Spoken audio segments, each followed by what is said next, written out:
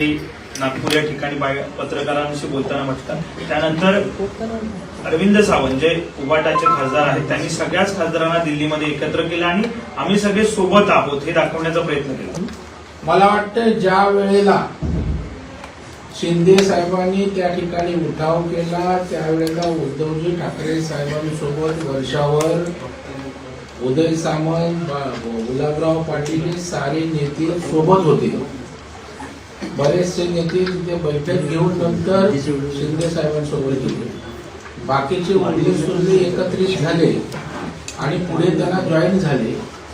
त्याच्यामुळे आपल्या पत्रकार परिषदेत आले म्हणजे जाणार नाही यावर त्यांचा विश्वास असेल तर आनंद आहे. परंतु त्या ठिकाणी असणाऱ्या उभाटामध्ये बाळासाहेबांच्या विचाराला तिलांजली दिली. हिंदुत्वाचा विचार सोडून बाळासाहेबांनी आयुष्यभर ज्या काँग्रेसवर त्या ठिकाणी टीका टिप्पण्या केल्या त्या काँग्रेस सोबत बसणं या सच्च्या शिवसैनिकांना अस्वस्थ करते. त्याचबरोबर उद्धवजी ठाकरे साहेब शिवसेना उभाटा किती पुढे नेतील याबद्दल ते साशंक आहे. त्याचबरोबर खासदाराला त्याच्या मतदारसंघामध्ये केंद्राच्या माध्यमातून राज्याच्या माध्यमातून विकास करण्यासाठी गती घेण्यासाठी त्या ठिकाणी सरकारचा आश्रय मदत आवश्यक आहे. आणि मग ज्या विकासासाठी निवडून येतो तो विकास होत नसेल तर शेवटी प्रतिनिधित्व काय करायचं आहे अशा प्रकारच्या वेगवेगळ्या अर्थानं हे खासदार निश्चितच त्या ठिकाणी शिंदे साहेबांसोबत जाऊ शकतात किंवा वेगळा पर्याय स्वीकारू शकतात यावर विश्वास ठेवायला त्या ठिकाणी परिस्थिती आहे. भाऊ, महाराष्ट्रात टायगर ऑपरेशन सुरू होतं, दुसरीकडे दिल्लीमध्ये लोटस ऑपरेशन सुरू असल्याची देखील चर्चा सुरू झालेली आहे. कारण की दिल्लीच्या निवडणुकीचा निकाल उद्या लागतोय. दिल्लीमध्ये देखील लोटस ऑपरेशन सुरू केलं असं दिल्लीचा निकाल जो आहे तो उद्या समोर येणार आहे. त्या आधीच लोटस ऑपरेशन दिल्ली विधानसभेसाठी सुद्धा सुरू झालंय अशी चर्चा आहे. मला वाटतं निवडणुकीमध्ये भूमिका घेणं सत्ता बसवणं प्रत्येक पक्षाचं कर्तव्य असतं. परंतु मला अजिबात वाटत नाही की लोटस ऑपरेशन करण्याची आवश्यकता असेल. पूर्णपणे बहुमत भारतीय जनता पार्टीला त्या ठिकाणी मिळेल अशा प्रकारचं चित्र आहे. तिथला जनाधार मतदारांनी दिलेला वाटतोय. तथापि उद्या जर त्या ठिकाणी अशी परिस्थिती उद्भवली तर निश्चितच भारतीय जनता पार्टी आपल्याला कल्पना आहे ठिकाणी सत्ता बसवू शकते आणि दिल्लीच्या सहकार्याने केंद्र सरकारच्या दिल्लीचा विकास गतिमान त्या ठिकाणी होऊ शकतो. अरविंद सावंत असे म्हटले की कुठेतरी राज्यातल्या ज्या इतर घडलेल्या घटना घडत आहेत, दुबईचं प्रकरण असेल किंवा महागाई असेल, अनेक मंत्र्यांवरचे आरोप असतील, हे सगळं दाबण्यासाठी अशा पद्धतीनं नेरेटिव्ह जो आहे तो पसरवला जातोय आणि खासदार फुटले जातील किंवा टायगर ऑपरेशन अशा बातम्या समोर आणल्या जातात. नाही, मला वाटतं राजकारणामध्ये आता मूर्खपणा म्हटलं तर ते चुकीचं होईल. परंतु आपल्याला ठेच लागल्यानंतर पण दुर्दैवानं उभाटा दुरुस्त होत नाही. त्यांचे नेते संजय राऊत दुरुस्त होत नाहीत. असं शिंदे साहेबांना गृहीत धरत गेले आणि शिंदे साहेबांनी अख्खी शिवसेना सोबत घेऊन गेले. त्याचा पताही या ठिकाणी लागला नाही. तशाच प्रकारे आता ती परिस्थिती आहे. परंतु ते मानायला तयार नाहीत. अजून त्याच मनस्थितीत आहे. आता बीडचा आणि याचा काय संबंध आहे, महागाईचा आणि ऑपरेशनचा काय संबंध आहे. त्याच्यामुळे मला वाटतं ते दिशाहीन झालेले आहेत, संभ्रमित झालेले आहेत. त्यातनं त्यांना नेमकं काय करावं हे संजय राऊतांसहित शिवसेना उभाटाला सुचताना दिसत नाही. भाऊ, राहुल गांधी यांनी पत्रकार परिषद घेतली, संजय राऊत सुद्धा उपस्थित होते, सुप्रिया सुळे उपस्थित होत्या. राज्यातली विधानसभा निवडणूक जी झाली त्यामध्ये जो निकाल लागला त्यामध्ये अतिरिक्त मतदान जे झालेलं आहे ते नेमकं कुणाचं, त्याचे नाव पत्ते निवडणूक आयोगाने लवकरात लवकर त्याची माहिती द्यावी अशी मागणी पुन्हा एकदा त्यांनी पत्रकार परिषद वगैरे केली. मला वाटतं 30 कॅसेट रिवाइंड करण्याचं काम सुरू आहे. महाराष्ट्रात महाविकास आघाडीने 30 कॅसेट वाजवली. तीच कॅसेट नव्यानं राहुल गांधी, सुप्रियाजी आणि संजय राऊतांना बाजूला बसून वाजवत आहेत. मला वाटतं राजकारणातला पोरकटपणा या निमित्तानं दिसून येतोय. कारण या संदर्भामध्ये निवडणूक आयोगानं भूमिका स्पष्ट केली, तपशीलवार खुलासा दिलाय, उत्तर दिलंय आणि या उपर त्यांचे प्रश्न जे आहेत त्याला निवडणूक आयोग निश्चितच समर्पक अशा प्रकारचा खुलासा उत्तर त्या ठिकाणी देईल. साफ साफ म्हणत भुई थोपटण्याचा प्रकार आहे. त्यांना सूर सापडत नाही, दिशा सापडत नाही. पक्षाची वाताहत होते त्याकडे लक्ष देऊन पुन्हा उभं राहायची हिंमत अवसान गळालेला आहे. आणि त्याच्यामुळे आता ईव्हीएम तेच विषय त्याच कॅसेट पुन्हा वाजवण्याचा त्यांचा प्रयत्न आहे. आता लोकांना तुमच्या या नौटंकीची सवय झाली. लोक सिरियसली तुमच्या या विषयाला घेत नाहीत, घेणार नाही. संजय राऊत बोलतायत की महाराष्ट्राचा जो हा पॅटर्न आहे वाढलेल्या मतदारांचा आणि बदललेल्या निकालाचा दिल्लीत सुद्धा दिसू शकतो. म्हणजे दिल्लीतला पराभव दिसतोय. मला वाटतं दिल्लीतला पराभव त्या ठिकाणी स्पष्ट त्यांना दिसतोय आणि पराभवाची मानसिकता आत्ताच करून त्याचं विश्लेषण त्या ठिकाणी करण्यासाठी ग्राउंड बनवण्याचा हा प्रयत्न आहे. म्हणजे अगोदर आम्ही बोललो होतो ते खरं झालं अशा प्रकारचं नॅरेटिव्ह सेट करण्याचा प्रयत्न आहे. परंतु दिल्लीची जनता भारतीय जनता पार्टीला त्या ठिकाणी बहुमत देईल आणि तिथल्या विकासासाठी पुन्हा एकदा दालन खुलं होईल. संजय राऊत, राहुल गांधी यांना अपयश दिसतंय. संजय राऊतांचा तर पक्षच नाही, तिथे उमेदवारच नाही. परंतु उरलं सुरलं अस्तित्व काँग्रेस आयचं संपुष्टात येईल. त्यामुळे अगोदरच पूर्वतयारी उद्याच्या विश्लेषणाची आज त्यांनी सुरू केली. करुणा मुंडे असं म्हणतात की धनंजय मुंडेंना पाठिंबा जो आहे तो भाजपचा आहे, त्यामुळे त्यांचा राजीनामा घेतला जात नाही किंवा त्यांच्यावरती कारवाई केली जाते. थेट भाजपवरती त्यांनी विषय. भाजप अशा प्रकारच्या गोष्टी करत नाही. भाजप सच्चाईच्या बाजूनं, सत्याच्या बाजूनं उभी राहते. जो सत्य आहे, ज्याची बाजू खरी आहे त्यामागे भाजप असतं. हा घरगुती त्यांचा प्रश्न आहे. जिथे सत्य आणि सच्चाईची बाजू घ्यायची असेल तिकडे सरकार भूमिका घेईल, योग्य ती दखल त्या संदर्भात घेईल. सुप्रियाताई म्हणतात की राज ठाकरेंनी देखील या सगळ्या संदर्भामध्ये अनेक प्रश्न उपस्थित केलेले आहेत. आता सुप्रिया ताईंना राज ठाकरेंचा आधार वाटला आहे. एकेकाळी पवार साहेब, सुप्रियाताई राज ठाकरे साहेबांच्या भूमिकेवर काय काय बोलले ते जरा मागच्या वक्तव्यांकडे आपण लक्ष दिल्यावर दिसून येईल. बोलत्याला काडीचा आधार आता स्वतः त्या ठिकाणी बोलताना दिसत आहे. अशा या ठिकाणी त्यांना आधार राज ठाकरे साहेबांच्या वक्तव्याचा वाटतोय. अरविंद सावंत असे म्हणतात की महिला आयोग या संपूर्ण प्रकरणात का घेत नाही, महिला आयोग यावरती आवाज का उठवत नाही असे त्यांनी म्हणतात. मला वाटतं सगळ्या यंत्रणांनी त्यामध्ये लक्ष घातलंय. महिला आयोगाने त्या ठिकाणी लक्ष घातलंय, भूमिका घेतलेली आहे. संजय राऊत टीव्ही समोर बोलण्यापलीकडे या गोष्टींची माहिती घेत नाही आणि त्यांना कोणी लक्ष घालावं असं वाटत असेल तर ते खासदार आहेत, लोकप्रतिनिधी आहेत. त्यांनी त्या अथॉरिटीकडे पत्र दिलं, त्या यंत्रणा लक्ष घालून त्यांच्या त्या पत्राचा सन्मान करतील. परंतु त्यांना प्रश्नाचं उत्तर नको आहे. केवळ मीडियासमोर सनसनाटी करायची, आपण मीडियात चर्चेत राहायचं. त्यांना समस्या सुटण्याची काही देणं घेणं नाही. जितेंद्र आव्हाडांनी गंभीर आरोप केला की बदलापूर प्रकरणातील आरोपी जो अक्षय शिंदेचा त्याचा एन्काउंटर केलेला आहे तो खोटा असल्याचं आता अहवालामध्ये सिद्ध झालेलं आहे. दरम्यान अक्षय शिंदेच्या आई वडिलांनी मात्र न्यायालयातून माघार घेण्याचा निर्णय घेतलेला आहे. मला वाटतं जेव्हा ही घटना घडली त्यावेळेला महाराष्ट्रात आक्रोश होता.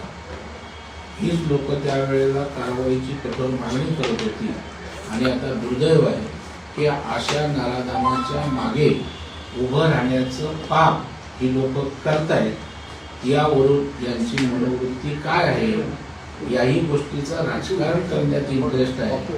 आरोपींना त्या ठिकाणी कठोर कारवाई करून अशा घटना होऊ नये याच्याशी त्यांना देणं घेणं नाही, हे पुन्हा एकदा स्पष्ट होतं. लाडकी बहीण योजनेतले लाभार्थ्यांची संख्या जी आहे ती एका महिन्यात घटलेली आहे. 5 लाखांनी ही जी संख्या जी आहे ती घटली आहे. ज्यांच्या 4 चाकी वाहनं आहेत अशा महिलांचा लाभ जो आहे तो काढून घेण्यात आला. विरोधक टीका करतात. मला वाटतं विरोधकांचं कामच टीका करणं आहे. ज्या वेळेला गरिबाच्या कल्याणाच्या योजना येतात तेव्हा काही निकष ठरतात, त्या आधारावर त्या ठिकाणी ती योजना बनत असते. लाडक्या बहिणींच्या योजनेचे निकष जे आहेत त्या गरजू आणि गरीब महिलांसाठी त्या ठिकाणी योजना आहे.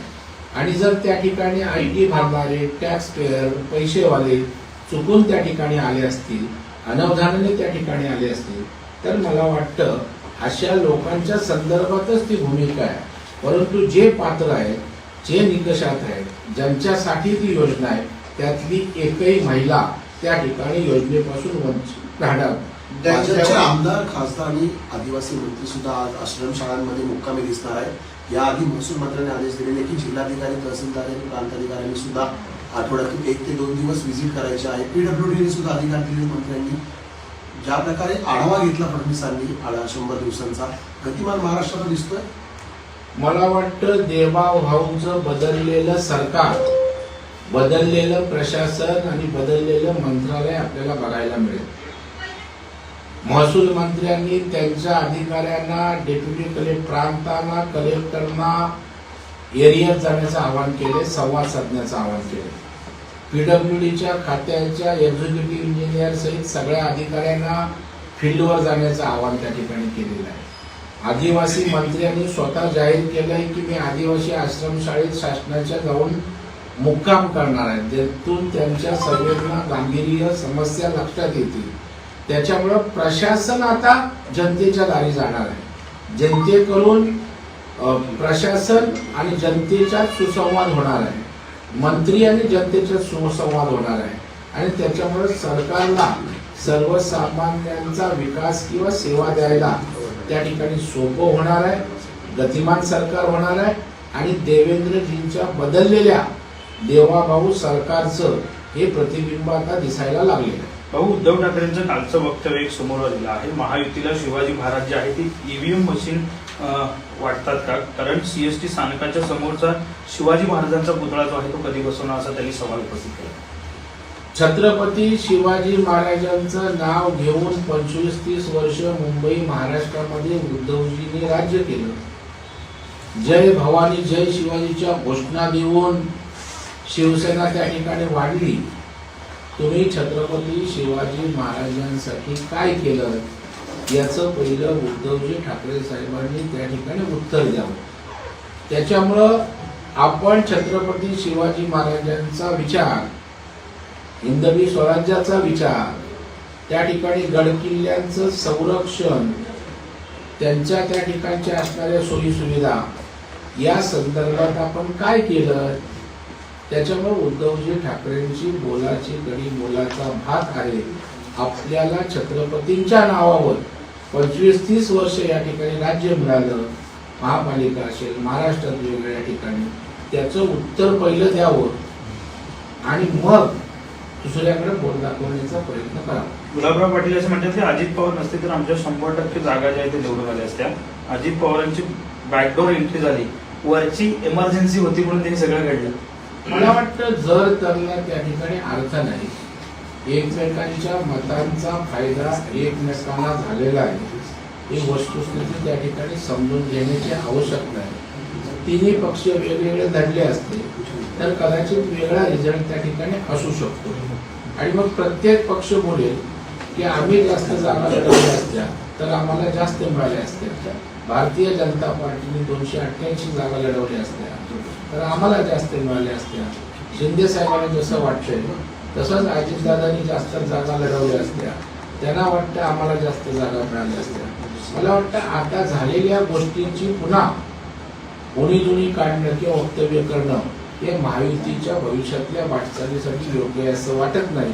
मला वाटतं तिघांना सरकारचा मॅन्डेट जनतेने दिलाय. तिघांनी एकत्रितपणे एक विचारानं महाराष्ट्रातल्या जनतेसाठी काम केलं पाहिजे एवढंच मला कळतं. सर हिंदी में जाना चाहेंगे जिस तरीके से आज उदय सामंत से बयान आता है कि कुछ जो नेता है शिवसेना यूबीटी से वो संपर्क में शिवसेना एकनाथ शिंदे फैक्शन से आप किस तरह देखेंगे सर इस स्टेटमेंट को? नहीं, ये उनके बयान में दम हो सकता है क्योंकि बाला साहब का विचार उपाटानी छोड़ दिया है.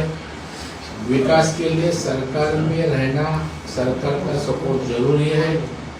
इसलिए मुझे लगता है उद्धव जी ठाकरे साहब शिवसेना आगे ताकत से, कॉन्फिडेंस से लेके जा सकता है, उनको लगता नहीं. शिंदे साहब के काम से वो प्रभावित है.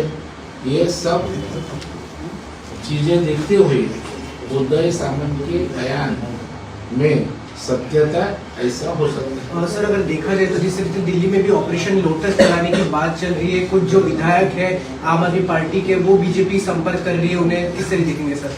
मुझे लगता है देखो हर पार्टी अपना सरकार बनाने के लिए प्रयास करती है. एक तो पहला मुझे लगता है कि भारतीय जनता पार्टी का निर्विवाद बहुमत दिल्ली में आएगा, लेकिन इसी तरह की परिस्थिति होगी तो हर पार्टी अपना सरकार बनाने का प्रयास करते हैं.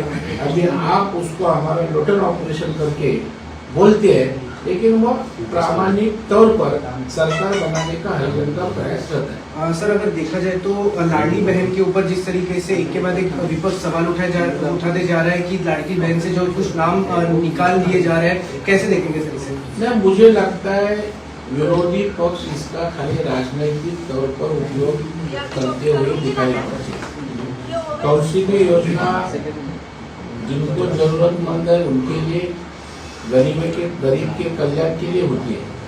अगर लाडली बहना के लिए जो निकष है, जो क्राइटेरिया है, वो क्राइटेरिया में जो बैठते नहीं उनको लाभ मिला होगा गलती से, सिस्टम की गलती से, नजरअंदाज से, तो वो दुरुस्त करने का प्रयास है. लेकिन मेरा दावा है ये सरकार एक भी जो क्राइटेरिया में बैठती है ऐसे मेरे महिला लाडली बहन की ये स्कीम बंद नहीं करेंगे. लेकिन जो सक्षम है, जो ताकतवर है, उनको निकष पूर्तता उनकी नहीं हुई होगी तो उनके बारे में सरकार का ही निर्णय हो सकता है. सर वही अगर दूसरी तरफ देखा जाए तो दिल्ली में प्रेस कॉन्फ्रेंस होती है जिसमें राहुल गांधी बैठते हैं. राहुल गांधी कहते हैं, फिर से उन्होंने कहा कि महाराष्ट्र में जो विधानसभा के इलेक्शंस होते हैं उसमें कुछ वोटर्स को है वो ऐड किया था उसमें, इसलिए वो पूरा फेर बदला हुआ है. किस तरह देखेंगे उनके स्टेटमेंट को? मुझे लगता है जो देवेंद्र जी ने कहा है वैसा ही वही जोक वापस कर रहे हैं. ये हास्य जत्रा का प्रोग्राम इनका देशभर शुरू है. महाराष्ट्र में हर पार्टी ने यह हास्य जत्रा में सम्मिलित होने का प्रयास किया. महाविकास आघाड़ी ने इकट्ठा होकर यह हास्य जत्रा का प्रोग्राम महाराष्ट्र में किया. अभी इसकी व्याप्ति देशभर हो रही है. इसलिए अभी राहुल गांधी एक बाजू में, संजय राउत दूसरे बाजू में सुप्रिया सुले, इनकी हास्य जत्रा का प्रोग्राम अभी देश तक शुरू हुआ है. कहा जा रहा है कि महाविकास आघाड़ी जो प्रेस कॉन्फ्रेंस की है वो एकता दिखाने के लिए किया है, और वहीं दूसरी तरफ जो निकाय चुनाव होने जा रहे हैं उसकी तैयारी भी की जा रही है.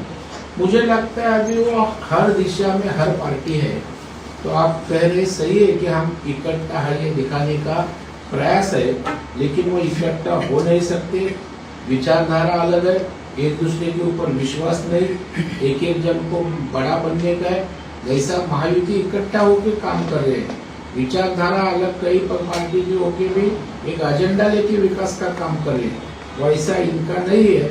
ये दिखाने का प्रयास है, लेकिन इनके ये सब प्रयास को हास्य जत्रा अभियान ऐसा बोला जा सकता.